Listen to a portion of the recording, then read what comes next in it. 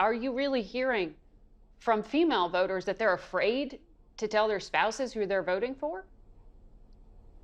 Yeah, you know what we're seeing is so important and so interesting. You're seeing a real coalition of women who are pro-life and pro-choice come together to support Vice President Harris. And that's because we've seen some of the draconian laws that have been passed in places like Texas and North Carolina that are preventing women from getting life-saving health care, preventing women from getting medical care that will ensure that if they have a miscarriage that they can have babies again.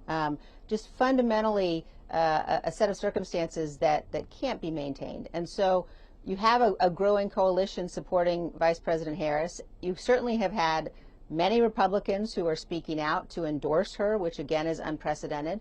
And there are also many Republicans and independents who are saying, look, I don't want to bring the wrath of Donald Trump and J.D. Vance down on me, so I'm going to vote my conscience. I'm not going to talk about it.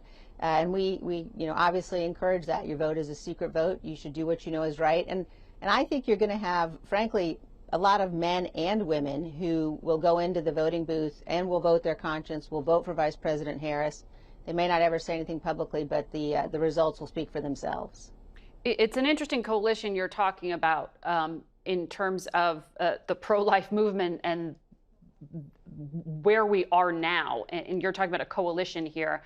How do you explain to someone at home who may agree, as you do, with the pro-life position that abortion is murder, and reconcile that with putting that conviction aside and voting for Vice President Harris?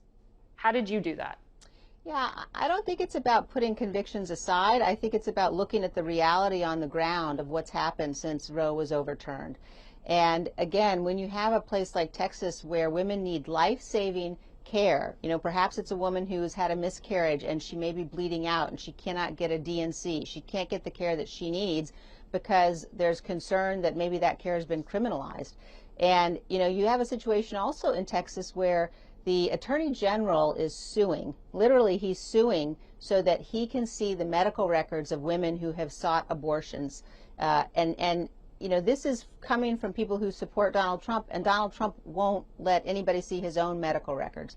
So the idea that you've got those kinds of policies and state laws being put in place is really mobilizing women to say, look, you don't have to abandon being pro-life.